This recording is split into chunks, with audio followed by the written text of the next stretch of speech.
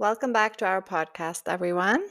Today we're diving into something that touches all of us, namely friendships. But we're taking it a step further.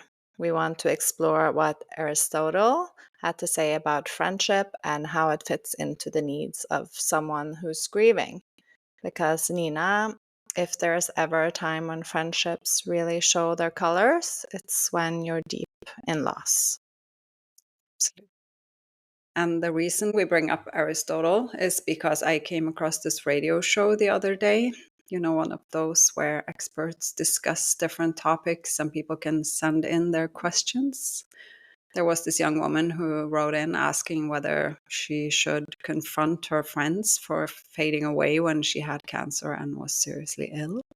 And the experts answered using Aristotle's theory about friendship. And I thought that was so interesting. Mm-hmm. And it got me thinking because grief really changes how we experience friendships. Of course, more than that, but Mm-hmm. some friendships become lifelines, some disappear, as we touched into before, and some surprises you in ways you never expected also. Aristotle talked about three types of friendships: the friendships of utility, the friendships of pleasure, and friendships of virtue. And I think all three play a role when you're grieving, just in very different ways. Such a fun topic to talk about, really.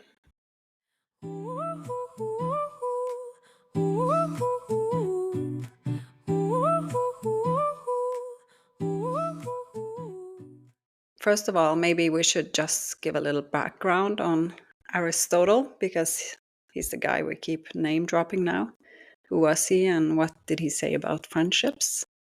Yeah, I knew he was one of the biggest Greek philosophers, but never really heard that he said something about friendships. Maybe when people hear Aristotle, they think, oh, great ancient Greek philosophy. What are they digging into now? It's going to be a little boring. But actually, when you look at what he said about friendships, it's surprisingly practical even today. Totally. Aristotle was this ancient Greek philosopher, as you said, and he had a lot to say about pretty much everything: politics, science, ethics, even biology. But one of his big things was the idea of living a good life, what he called eudaimonia, which is kind of like human flourishing or simply being deeply fulfilled. I love that. Mhm. And he believed friendships were central to that, right? That you can't really live a good life without meaningful connections. He did. And that's probably why those radio hosts used his theory to frame the whole discussion. It's surprisingly timeless. I mean, he lived more than 2,000 years ago, but he really nailed something we still experience every day. He said there are three kinds of friendship. The first one he called a friendship of utility. That's basically when the relationship is built on mutual benefit. Maybe it's colleagues helping each other out, a neighbor you trade favors with, or just someone you connect with because you're in the same phase of life. Or, you Yeah, know, like those school moms, maybe, or sports moms that you chat with every day because your kids are in the same class or on the same team. Super friendly in that context. But if the kids suddenly go to different schools or switches teams, then maybe those friendships fade. yeah, spot on. And then there's the second type, friendship of pleasure. These are the people you just enjoy hanging out with. Maybe you share hobbies, or you're kind of friends who always laugh together. It's fun, but it's not necessarily deep. And then the last one, which he thought was the highest form of friendship, and that's the friendship of virtue. These are the friends who are there because of who you are as a person. They don't just like you because you're funny or because you drive their kids to soccer. They really value your character, and it goes both ways. Hmm. And those are the ones who usually stay when life gets really hard. When you're grieving or going through something hard, you suddenly see the difference. The utility friends might vanish, the pleasure friends might not know what to say, but the virtue friends, the one who see you, they're the ones who show up, sometimes in ways you didn't even know you needed. And I think that's what makes grief such a revealing experience. You're not just mourning the person you lost, you're also kind of forced to reevaluate your friendships. Some people surprised you in the best way, and some, well, not so much, maybe. And Mhm. yeah, that's just the way it is. Yeah, you definitely get to see who's in that category. And it's not always who you expect either. Before we go into the different types of friendships, I want to say it feels kind of silly to label friendships. So that's not really what we're doing. Or are we? I guess in a way we are, but more based off of what Aristotle said. And it is true, though, that we have all kinds of different types of friendships.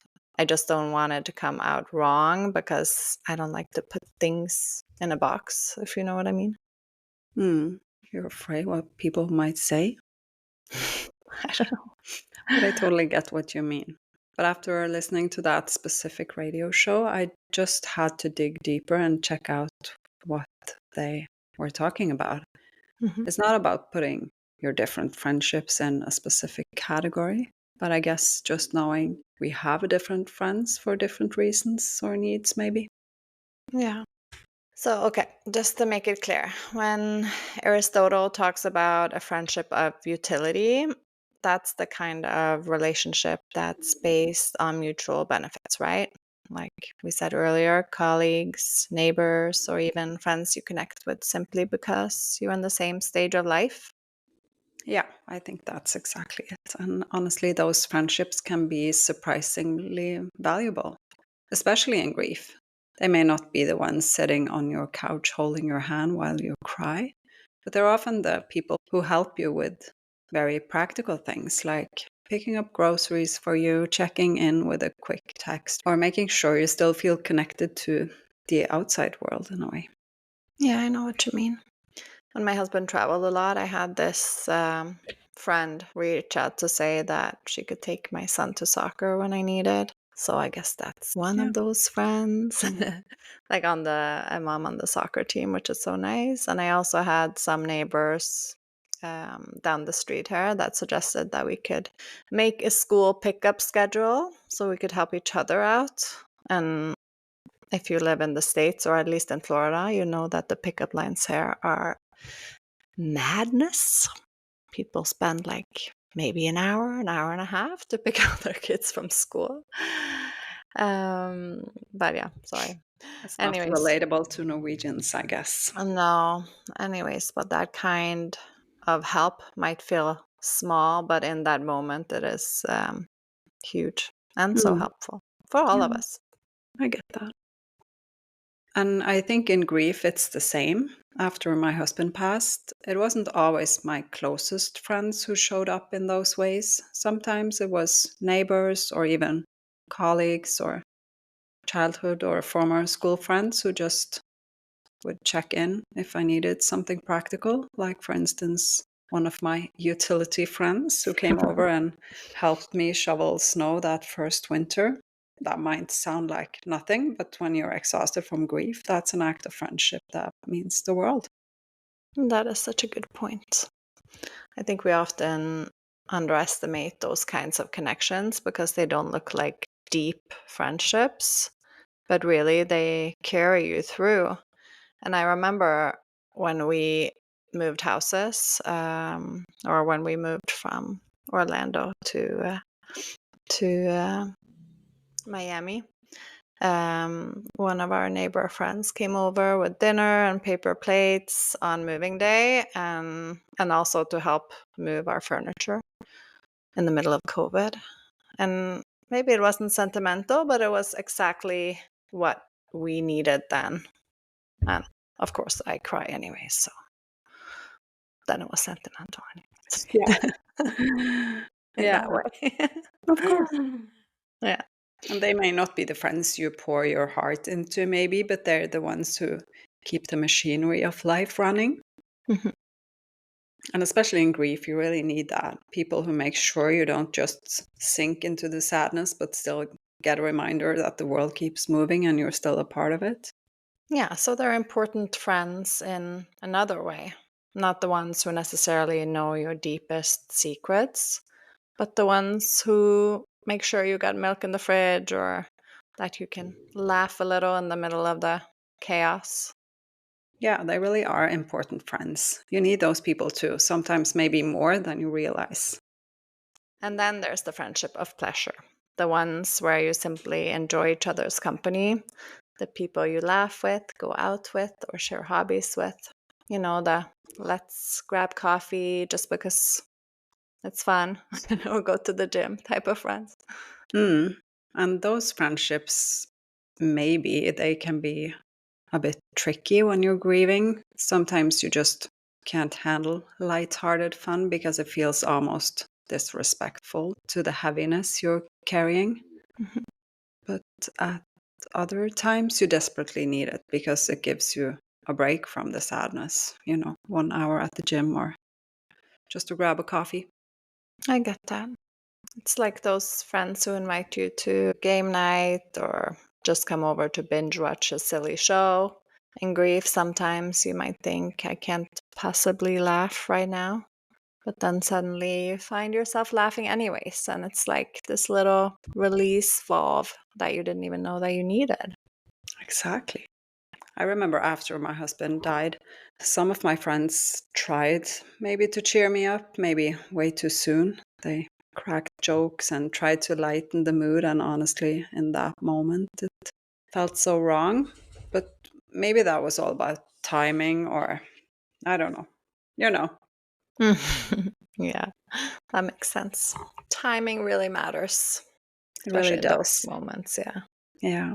But the funny part is that later, months later, those same friends were the ones who managed to make me laugh when I thought I never would again. And when that happened, it was such a beautiful, almost sacred moment. It reminded me that joy could actually coexist with grief. That's amazing. And I think those friendship of pleasure teach us something about resilience too. Like being able to laugh even when life is heavy doesn't mean that you're not honoring the grief. It just means you're human. You need those moments of lightness. Yeah, because you really do. And sometimes people might misunderstand that. They might think, how can she be out having fun when she just lost her husband? But what they don't realize is that those little pockets of joy are what makes it possible to actually survive the loss. Totally. I guess you can say I had a similar, though smaller scale, of course, experience. If we're going to bring up examples, when for me, went through a little bit of a scary experience a few years ago. I had like a little benign in my breast, and one of my friends remembered that I had an appointment that day, even though I told her like weeks before. And she just called me and said, let's go out for coffee after your appointment. And it actually all turned out to be fine in the end. I just need to keep going to check it out every year. But she did that, for me, it was so special and it matters so much, especially because she is the one that always makes everything fun. You know that when you hang out Hmm. with her, she always laughs and makes everything funny, make you feel good, and she's so easy to talk to. So yeah, it was so special and it matters so much to me. Of I love course. her. It's a And beautiful thing. I actually don't know what category I would place this friend in, really, because she's, yeah, special. I But she guess some always, friends can fit into several categories, yeah, you know. yeah, I know we talked about this before, that it feels wrong, but then, yeah, the, So she's several. yeah, she's the one who always gets me in a good mood and it's easy to be around. So, a special person.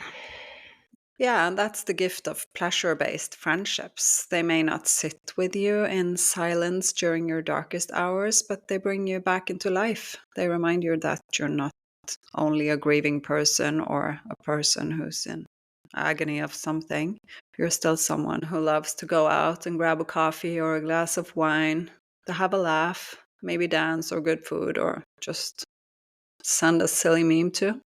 Yeah, so true.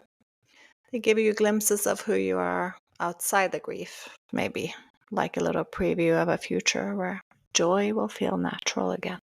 And that's a beautiful thing. Yes, definitely. And then we get to Aristotle's third type, the friendship of virtue. And this is the deepest one, right? Hmm. The kind where it's not about what you get from the other person or even just having fun together, but about really valuing who the other person is. Yes. These are the people who see you, the real you, and stick around through everything. They're not there because it's convenient or because you share a hobby. They're there because they care about your well being, your growth, your soul, if I can use a big word. I like that because those friends are rare, but when you have them, you know it. Like they're the ones you can go months without talking to, maybe, and then pick right back up as if no time has passed. Exactly. And in grief, those friendships really shine, I have to say. They're Mhm. the people who can sit with you in silence, who don't try to fix you or distract you, but who let you be exactly where you are. I remember when you lost your husband, I worried so much about what to say or if I was doing the wrong thing. But now I've come to realize that it wasn't about having the perfect words. It was just about showing up, being present, and letting you know I wasn't going anywhere. Well, I wasn't there when it happened, but you know what I mean. Yes, of course. And you did that, honestly. That's what I remember most. You didn't try to make me move faster than I was ready for, and you didn't disappear either, despite the distance. I mean, I know I have you. You are my Mhm. sister, so yes, You're stuck with me. I'm stuck with you. But that's the heart of a virtue friendship, I think. It's not flashy, but it's steady. Yes. And I've also had friends in my life who's held up a mirror for me when I didn't necessarily want to see myself. Like, Mhm. Katrina, you're being too hard on yourself. Or maybe that I think you're avoiding something. Like when I was going through everything, becoming a single mother, for instance. But enough about that. It could be uncomfortable, but it's also love. They say it as it is. Absolutely. Those are the friends who don't just comfort you, but also challenge you to grow. In grief, that can mean saying, it's okay that you're sad, but I also believe you're strong enough to step into life again when you're ready, or, you know, Mm-hmm. It that kind of. reminds me of that idea that a true friend wants what is good for you, not just what feels good to you in that moment. And that's not always easy to hear, but in the long run, it's priceless. And I think you know that that kind of friends always want the best for you. Yeah. As I know I've said before, you can handle different things from different people, and maybe Mm-hmm. this is a good example of that. Yes. And sometimes it's simply about the depth of understanding also. A virtual friend knows your history, your values, your fears. So when they walk with you through grief, they're not just responding to your tears in the moment, they're carrying the whole story with you. That's beautiful. And it makes Mhm. me think that while friendships of utility and pleasure definitely have their place and can be life saving in certain moments, the friendships of virtue are the ones that really sustain over time. Yeah, they're kind of the roots, the ones that anchor you when everything else feels like it's been blown away. And maybe that's why Aristotle saw them as the highest form of friendship, because they're not built on circumstances or convenience. They're built on love, loyalty, and wanting the best for each other, no matter what. And honestly, in grief, you realize just how rare and precious those friendships are.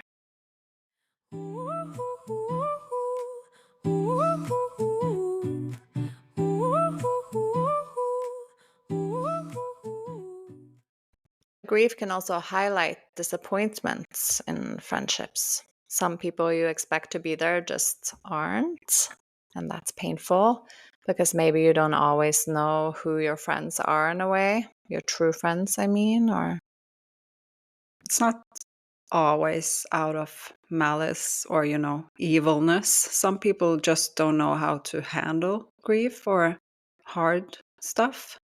They Mhm. might be uncomfortable, afraid to say the wrong thing, or dealing with their own pain also. And of course, you don't fully know that before things happen, who is capable of supporting you in that state, but it still hurts. So, should you confront the friends who leave? I mean, this is a big question. When a friend disappears during grief, should we confront them? I struggle with this because I had this circle of friends supporting me, friends who met me the way I needed, but some drifted away during that time also. And at one point, when they went missing, I felt like, why didn't they show up for me? And a part of me wanted to confront some of them or ask for reasons. But over time, I realized that pushing for an answer wouldn't change anything. And I don't want to force anyone to care. That's just not me.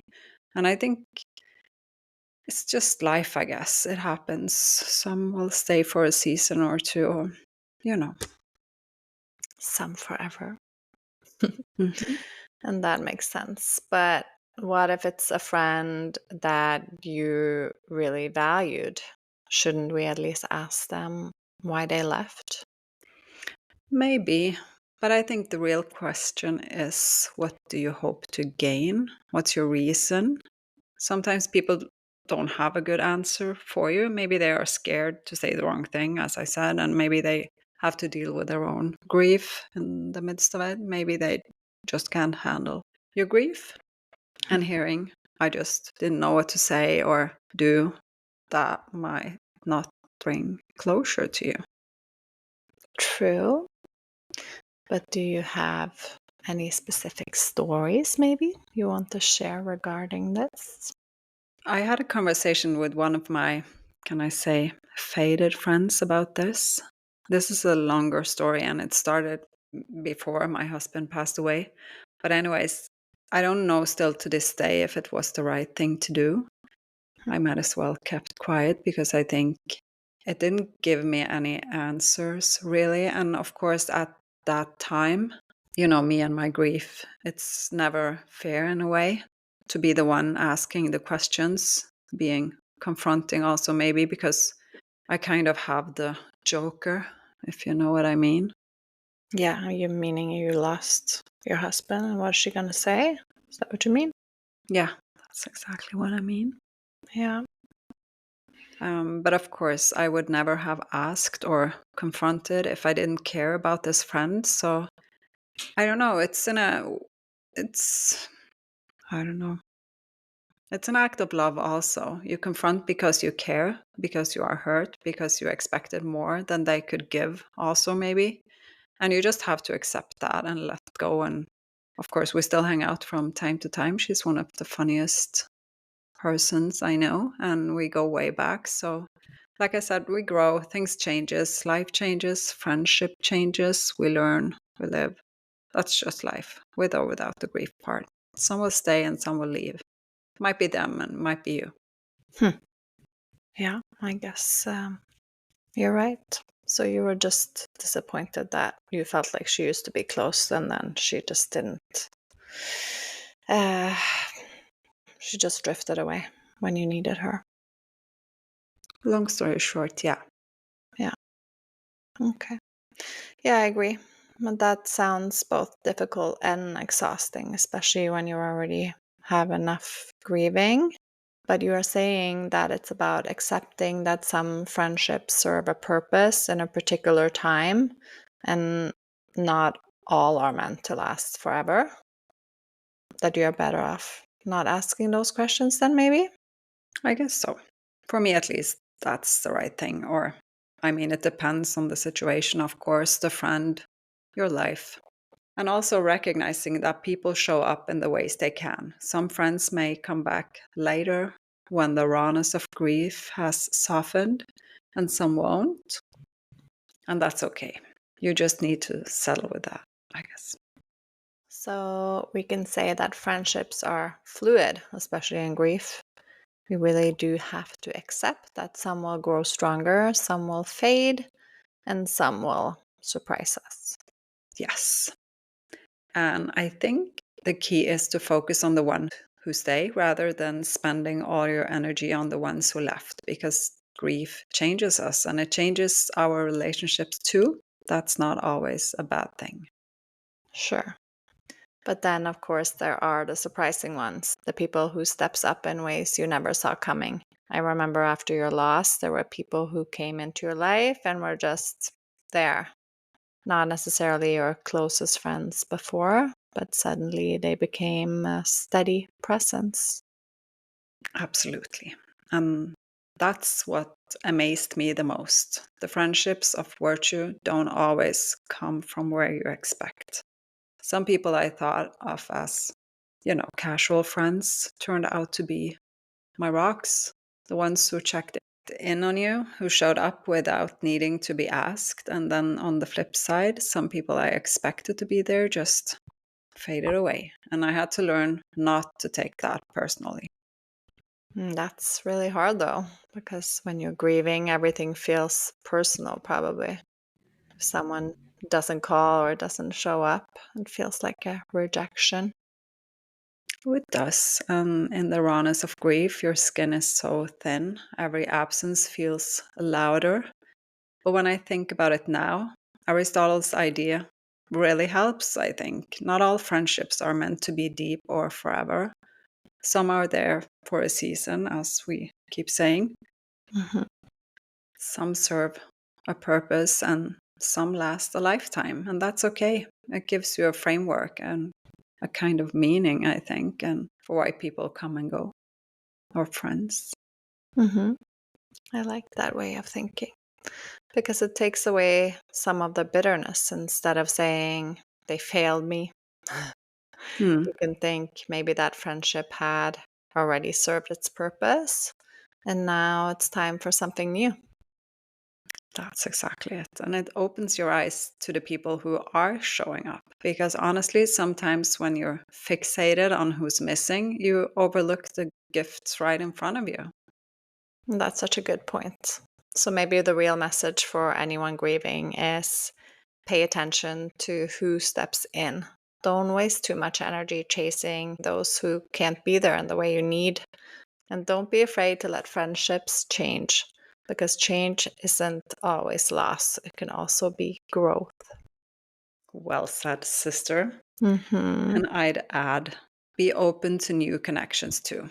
Grief has this strange way of bringing unexpected people into your life, and sometimes those turn into the most meaningful friendships of all. People who meet you in your brokenness and walk with you through it, that's really powerful. So, in a way, grief reshapes your circle. Some doors close, others open, and the people who remain, those are the ones you carry with you into the next chapter. Hmm. And when you look back, you realize it's not about how many friends you have, but about who's still standing with you when life falls apart. Mhm.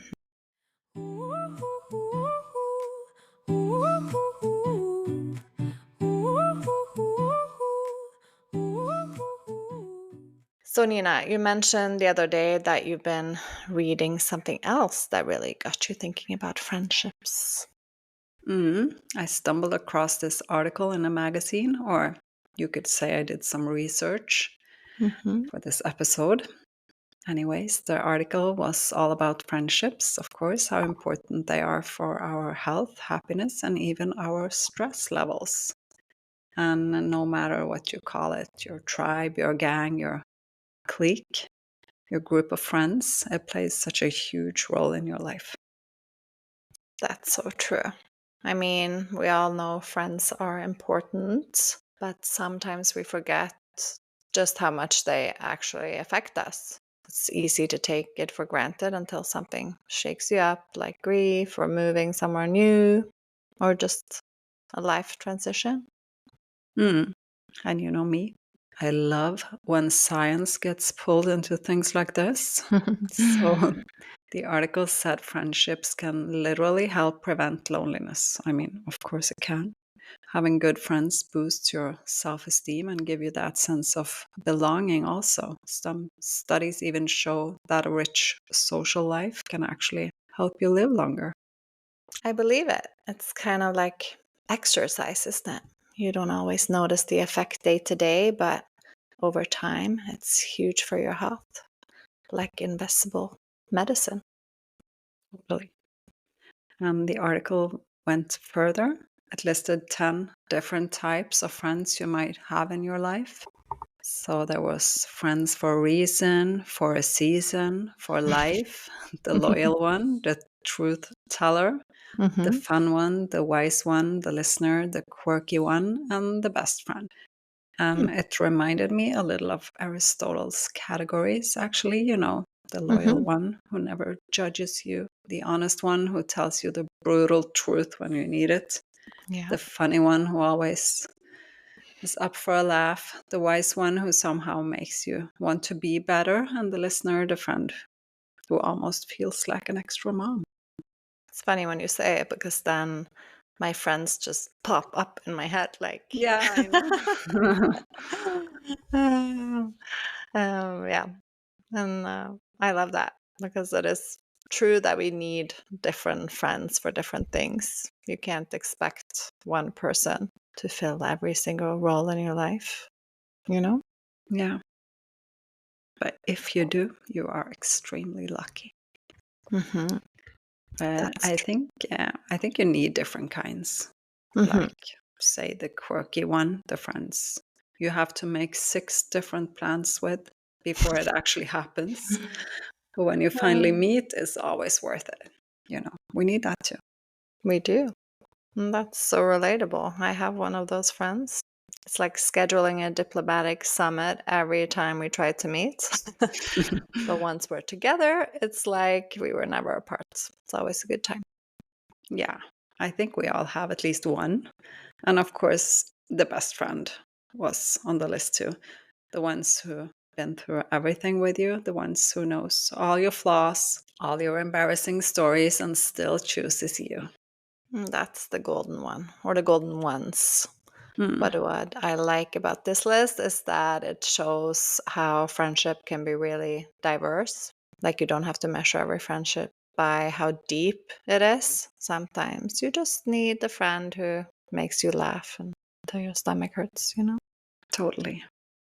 And I think grief really highlights that too. In the heavy times, you lean on the loyal ones and the listeners, but you also need the funny ones or the quirky ones to remind you that life still has joy. Exactly. It's like a friendship ecosystem. You need all the different types to keep your soul healthy. Yeah. And I guess that's the real takeaway from the article. Friendships aren't just nice to have, they're essential. They're part of what keeps us balanced and whole. Exactly. Then, what about the other kinds of friends? You know, the rotten ones. The ones who don't really lift you up, but instead kind of pull you down. Oh, yeah, the toxic category. Hmm. I don't know if we can actually call them friends. Maybe it's more common when you're younger. I don't know. Or maybe it's, Yeah, maybe. yeah, But you always have maybe the jealous ones or the ones who somehow always manage to say something mean, even when they're pretending it's a joke. The friends who make you feel small instead of seen. exactly. And it's funny because when you're younger, you might just accept that as a part of the package. Like, oh, that's just how she is. But as you get older, and especially when you've gone through grief or hard times, you realize that you don't have the energy for that anymore. Right. Your life is too short to have friends who drain you. And honestly, I think some of those rotten behaviors come from their own misery. Mhm. They might be, as I said, jealous, insecure, or just unhappy with their own lives. But that doesn't mean you have to let them drag you into it. That's a really important point because sometimes we try to excuse them. Oh, she didn't mean it that way, or he's just going through some stuff. But if the pattern is always negative, if it always leaves you feeling worse, then that's not really friendship, is it? Not at all. And grief actually taught me that so clearly.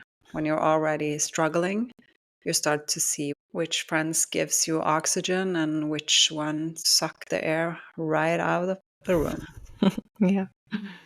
And honestly, you don't need the ones who make you feel happier than you already do. So what do you do then? Just cut them off? I mean, yeah, not always in a dramatic way. Sometimes it's just about stepping back, creating distance. You don't have to make a big announcement like we're breaking up as friends now. But you can stop feeding the connection. I mean, you could choose not to spend your limited energy there.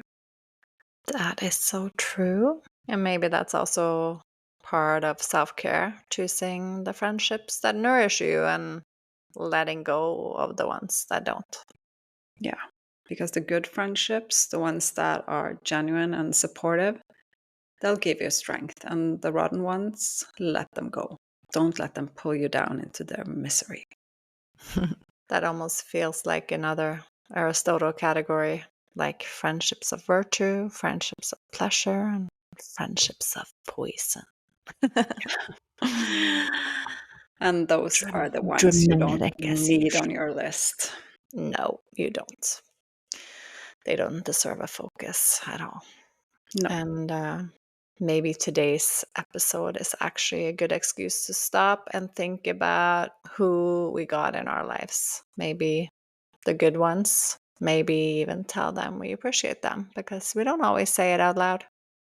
Yeah, great idea. Go tell them. Mm-hmm. Text or call, because in the end, friendships are part of what keeps us healthy, body and soul. They carry us in grief, they make the everyday brighter, and they remind us we're not alone in this world. We need good friends. Mm-hmm. This has been such a good conversation, a fun one, I think. Mm, yeah, Because friendship is complex, or they can be, but it's also one of the most beautiful things that we have, especially in hard times. it really is. I don't know where I would be without my friends, even if I don't see them or talk to them every day or even every week or month. I need them and I love them. Good. And I think the importance of having solid, good friends is enormous, not just in everyday life, but especially in times of crisis and grief. But the truth is, not everyone is lucky enough to have those kinds of friends in their lives. And what do you do then? Hmm. This whole conversation about friendships really made me reflect on that. Yeah, really. What do you do then? Because it can sound so easy to say, lean on your friends. But if you don't have that kind of support, it can feel almost impossible. Hmm. And I think that's where it helps to look for other tools. For some people, it might mean seeking out a support group, whether that's a grief group, a church community for some, or even an online forum Yeah. where you can connect with others who understand. Sometimes those spaces create a sense of belonging you didn't even know you needed, also. Hmm. And also family, even if you're not super close, sometimes just letting them in a little bit more, being open about what you're going through can create a new kind of closeness, maybe. But Hmm. you have to dare to be open, and that can be hard when you're hurting. Family, at least, you share the same blood. So, Yeah, that can be super hard. But I think, as you say, openness is key because if you don't let people into your life, kind of, they don't know what you need. They won't know how to show up for you. And often people are more willing than you think. They just maybe need a little invitation. Exactly. And maybe we also underestimate the potential of what you could call peripheral friends, like those friends from back in the day or someone you only see once in a while. In a crisis, if you let them, they can actually step up and become really close. That is actually such a good point. I've experienced that myself. Sometimes the people you least expect turn out to be the ones who carry you through. And Mhm. that gives me hope. Even if you don't have a big, solid friend group right now, it doesn't mean you're destined to go through everything alone. There are connections waiting to be made, even in places you haven't looked yet. I love that. It's almost like grief and crisis can rearrange our maps of relationships. It Hmm, hurts, yes, but it could also open doors. for sure, it can. And if anyone listening feels like they don't have their people right now, don't give up. There are always ways to build new connections through groups, through family, through old friends you reached out to, and sometimes new friendships can arrive also in the middle of the hardest season. Two of my very best friends today are actually friends I met after my husband died, and also maybe or because I lost him. That is so beautiful, really. And how did those friendships come about? Well, the first one, I was introduced to her by a mutual friend. She had lost her husband also just a couple of weeks before me, and I knew of her, but I didn't know her. So at first we talked on the phone and then we met for coffee, and we got this super connection right away. We even ended up in the same grief group by a local cancer support center, and from there, we built this deep friendship still to this day. She is a true angel in my life. Good. And the second one, I met her, I think it was 2 years later. And it was actually one of my colleagues at the time who told her about me after she lost her husband and suggested we connect. And honestly, if it hadn't been for my colleagues' care and thoughtfulness, we probably never would have met. And that connection has been such a gift too for both of us, really, or all of us. We're a group now, and they are both such a blessing in my life. That sounds so special and probably good to have when you've been through similar situations. Hmm. But do you three mostly talk about grief, or has it grown into something bigger than that? That's the thing. It's not just about sorrow and heavy conversations. I mean, we laugh, we go out, we share so many fun moments together. But Mhm. there's also this unspoken understanding between us. I know they fully get me and I fully get them. It's kind of a different layer of friendship, and it means the world to me. I love that. So, for anyone listening who feels like they don't have those kinds of close friends, it might actually be possible to find them later in life, even in the middle of pain. Yeah, absolutely. Sometimes you find the most meaningful friendships when you least expect it. So, my little piece of advice would be seek out to others who've walked a similar path. Reach out, join a group, don't be afraid to connect. It can feel scary at first, but it might turn into one of the best gifts of your life. So, the hope is whether you already have close friends or you're still searching, you're not stuck where you are. Connection is possible, support is possible, and sometimes it shows up in the most unexpected ways. Yeah, and that's worth holding on to. And you know what? There's also something for us to learn here. For those of us around someone who's grieving, like your colleague, for example, she was brave enough to say to her friend, "You should talk to Nina. She's been through the same thing." And that really made a difference for both of you. I really did. She kind of acted like a middle woman, and she actually suggested it to her friend before even asking me if it was okay. And later she told me she felt a little guilty about that, like she'd overstepped. But honestly, There was no big deal for me. I was touched. I felt flattered that she thought of me in that way. And I thought it was really brave of her to take that step. That's so good to hear because I think a lot of people are afraid of lending in or suggesting things when it comes to grief. You know, you don't want to put you in that situation, but your story shows the opposite. That sometimes a little openness and courage from those around us can open doors to connections that might never have happened otherwise. Yeah, exactly. Sometimes it takes someone on the outside to gently connect the dots, and that can be a real gift. So, we started out with a radio show about Aristotle's ideas, and somehow we ended up covering pretty much every corner of friendships Mm, past, present, the good, the difficult, and even the ones we've had to let go. yeah. And that's kind of the point, isn't it? Friendships are not one dimensional, they're messy, they shift with life, they can disappoint us, and they can save us. And Aristotle probably didn't have to deal with ghosting or WhatsApp or messenger groups, but he knew what he was talking about. Friendship is essential for a good life.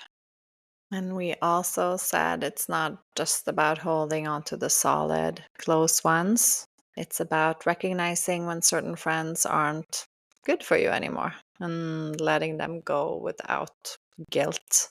Because the ones who drag you down don't deserve a front row seat in your life.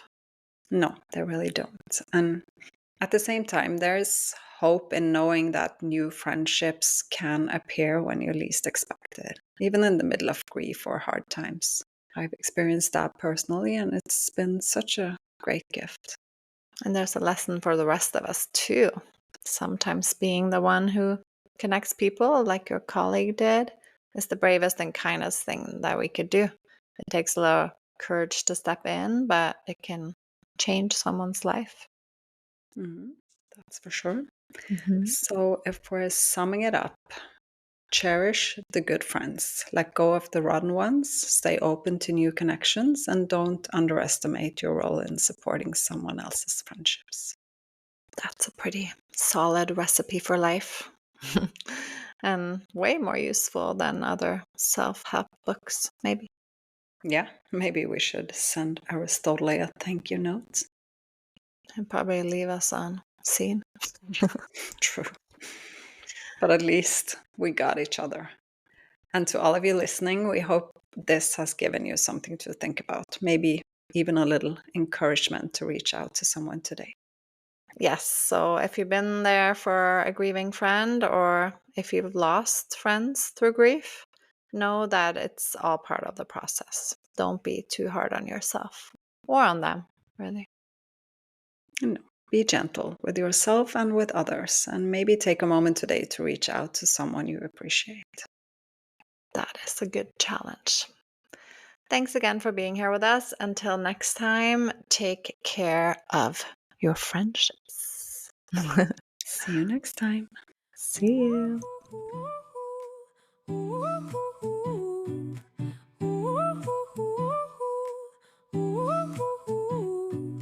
Nina had a dream, all black and white. We were talking in English, yeah, that ain't right. Two Norwegian sisters miles apart, but that dream lit a fire, put a mic to the heart. Katrine's in the States, Nina's back home. Two voices, one mission through the microphone. Grief in life, the highs and the lows. We hit record, uh-oh, where the file go? Oh, we fumble, we stumble, but baby we shine. Lost the intro, never mind. Wi-Fi shaky, cables crossed, but our hearts stay strong, no moment lost. From a dream to the mic, now the world can hear. Two sisters telling truths with a laugh and a tear. We live, we learn, we sip, we sigh. Talking love, talking lost, let the echoes fly. Grief walks in, pulls up a chair, says I'll stay a while, yeah, life ain't fair. But we mix it with laughter, a toast in hand, finding light where the dark still stands.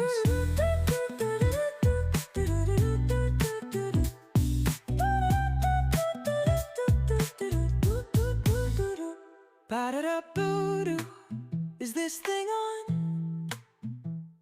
mic's on mute. Oh well, move along. Ba-ba-dee, ba-ba-da, take two. Oops, too late, let's laugh it through. From a dream to the mic, now the world can hear. Two sisters telling truths with a laugh and a tear. We live, we learn, we sit, we sigh. Talking love, talking lost, let the echoes fly. So plug in, lean in, let's take our time. No script, no filters, just rhythm and rhyme. We're here, we're now, we're in our prime. Two sisters, one dream, on the mic.